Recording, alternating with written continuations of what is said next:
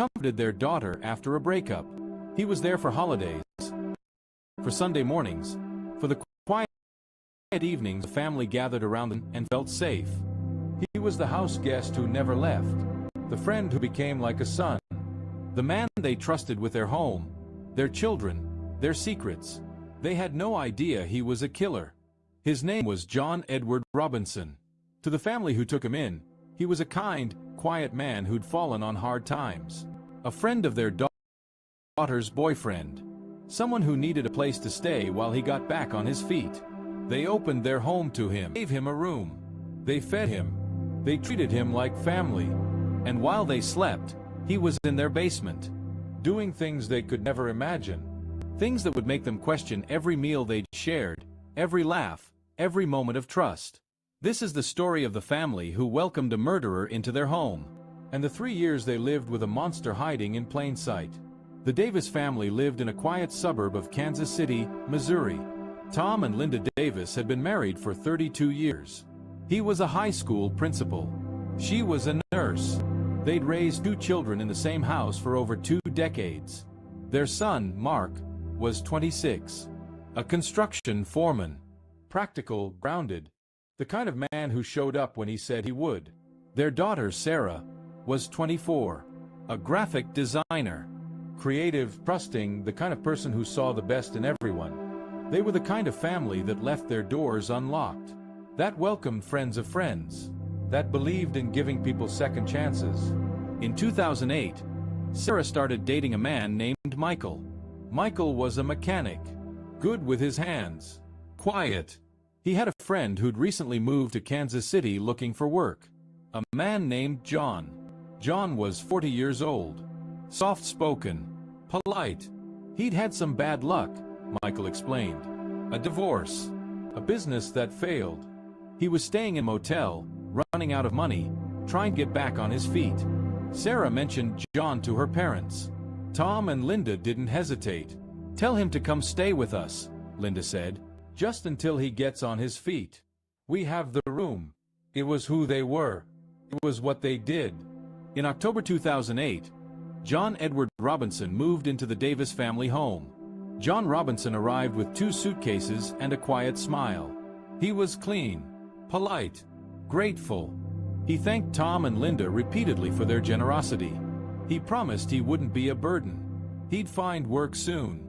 He'd be out of their hair in a few weeks. Those weeks turned into months. The months turned into years. But the Davises didn't mind. John was the perfect house guest. He kept his room spotless. He did the dishes without being asked. He mowed the lawn. He fixed things that were broken. He was always there when someone needed him. Mark liked him. They'd watch football together on Sundays. John would bring beer. He'd laugh at Mark's jokes. He'd ask about his day. Sarah liked him. He was kind to her friends. He gave good advice. He was like another older brother. Linda liked him most of all. She'd find him in the kitchen in the mornings, coffee made, the newspaper laid out. He'd ask about her day. He'd listen. Really listen. Tom was the most cautious. Something about John made him uneasy. But he couldn't name it. Couldn't explain it. So he pushed it down. Told himself he was being unfair. The man had done nothing wrong. And on the surface, he hadn't. But below that surface, beneath the polite smiles and the clean room and the helpful hands, something else was happening.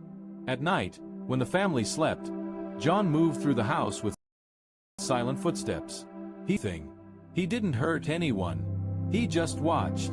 He listened. He learned. He learned the family's routines, their habits, their weaknesses. He learned that Mark kept a safe in his closet. He learned that Tom left his office keys on the kitchen counter.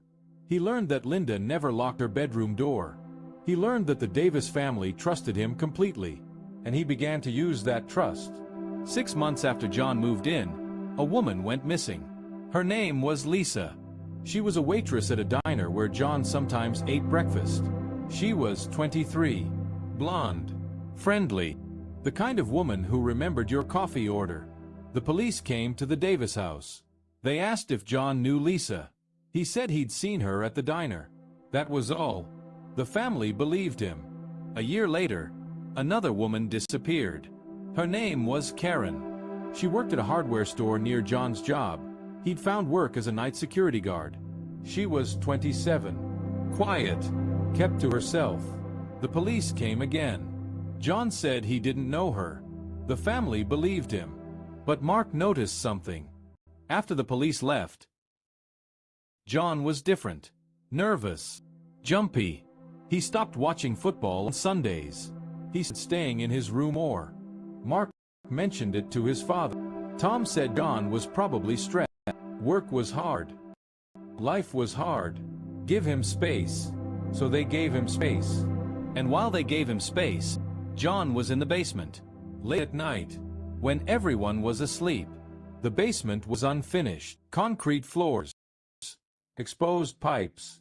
Storage boxes stacked against the walls. John had asked if he could use part of it for storage. The family said yes.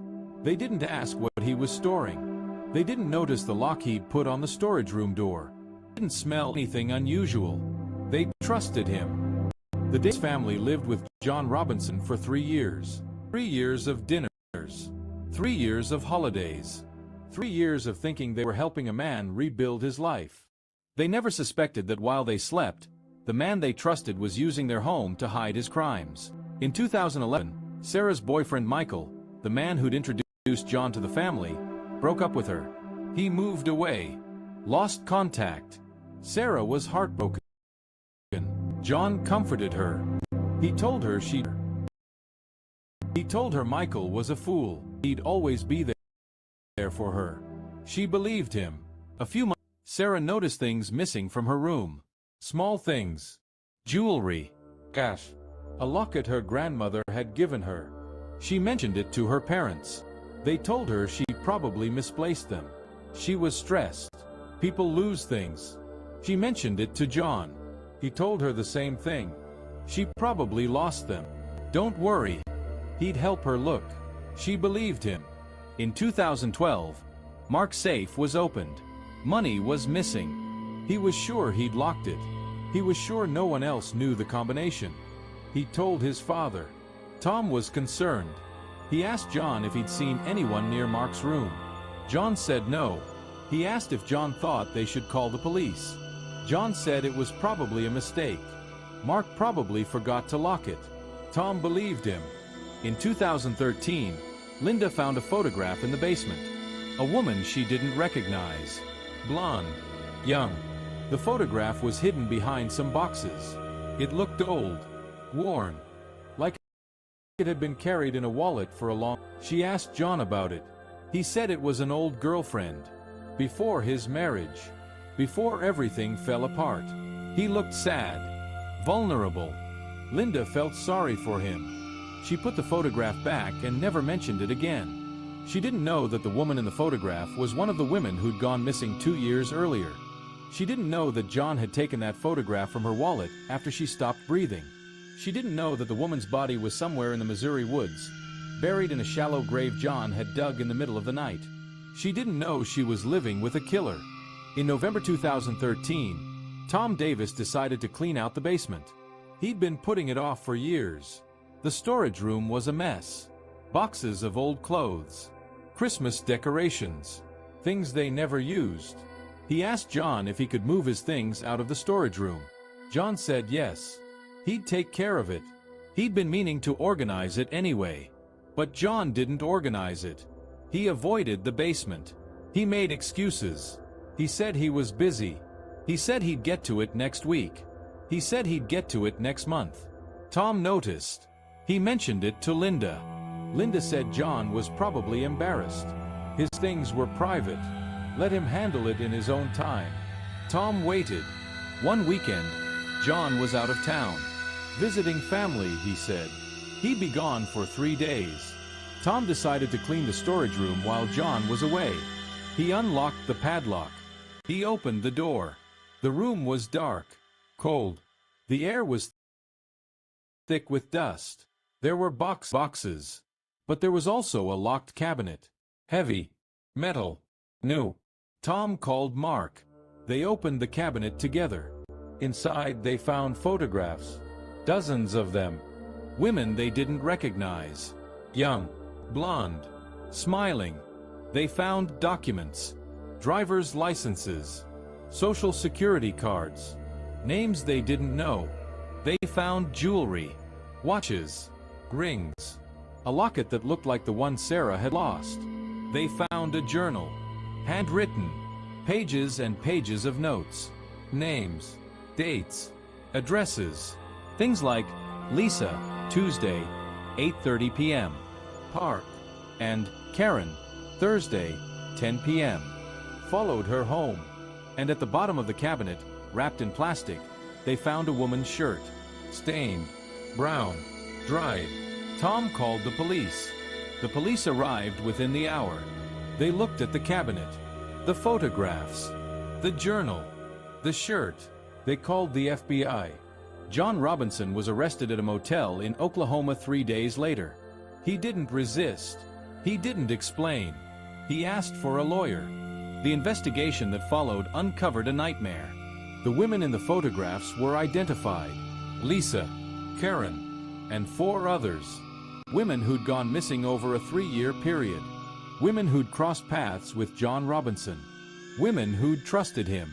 The journal was a detailed record of his activities, where he met them, how he gained their trust, when he decided to kill them, where he buried them. The shirt belonged to Lisa, the waitress who'd disappeared first. DNA confirmed it. John Robinson had been murdering women for 3 years, while living in the Davis family's home, while eating their food, while laughing with their son, while comforting their daughter. He'd used their basement to store evidence, their tools to dig graves, their car sometimes to transport bodies, and they never knew. John Robinson's trial began in 2015. He was charged with 6 counts of murder. The prosecution presented the journal, the photographs, the DNA evidence, the testimony of the Davis family. Tom Davis took the stand. He described the day he opened the storage room, the cabinet, the photographs. The moment he realized the man he'd trusted was something else entirely. He apologized to the families of the victims. He said he should have known. He should have asked more questions. He should have trusted his gut. Linda Davis took the stand. She described the photograph she'd found, the woman she didn't recognize, the way John had looked when she asked about it. She said she'd been fooled. She said she'd let her kindness blind her. She said she would carry that guilt for the rest of her life. Mark Davis took the stand.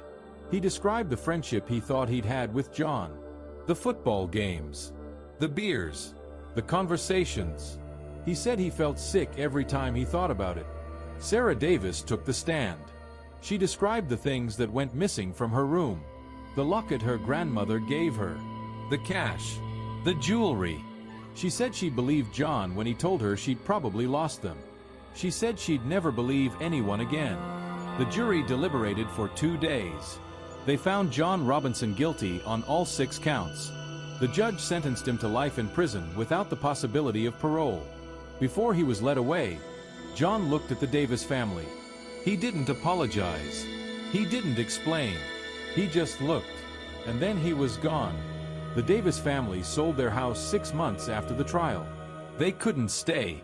Every room reminded them, every shadow, every creak in the floorboards.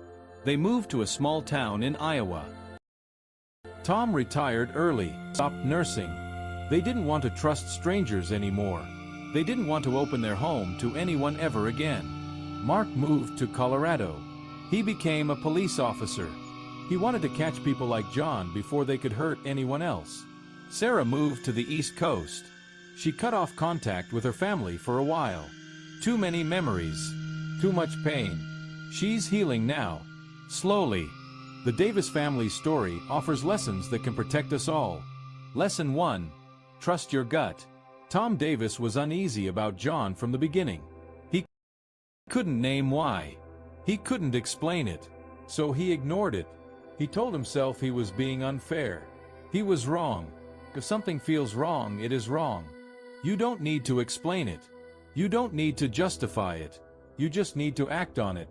Lesson 2. Kindness is not the same as safety. The Davis family opened their home because they were kind. They believed in second chances. They believed people were basically good. Those are beautiful qualities, but they are not safety measures. Kindness should not replace boundaries. You can help someone without letting them into every corner of your life. You can be generous without being vulnerable. Lesson 3. Pay attention to missing things. Small things went missing from the Davis home for years. Jewelry, cash, personal items. They explained it away.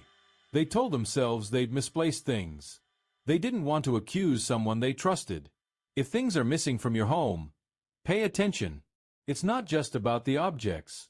It's about who has access. It's about who might be taking more than you realize. Lesson 4. Know who is in your home. The Davis family never ran a background check on John. They never asked for references. They never verified his story. They took him at his word because he seemed nice. Before you let someone into your home, whether for a night or for years, know who they are. A background check is not distrust. It's due diligence.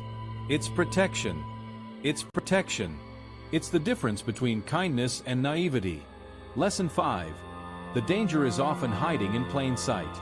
John Robinson wasn't a stranger who broke in through a window. He was a man the family welcomed, who ate their food, who laughed at their jokes, who helped with the dishes. The most dangerous are the ones we trust, the ones who seem harmless, the ones we let into our homes, our lives, our hearts. That doesn't mean we shouldn't trust. It means we should trust with our eyes open. It means we should verify. It means we should pay attention to the small things, the missing jewelry, the locked cabinet, the photograph hidden in the basement. The Davis family thought they were helping a man get back on his feet. They were. But they were also giving a predator access to everything they had. Don't let kindness blind you. Don't let trust make you careless. Open your home if you want. Open your heart if you choose. But keep your eyes open. And never ever ignore what you find. Subscribe for more chilling crime stories.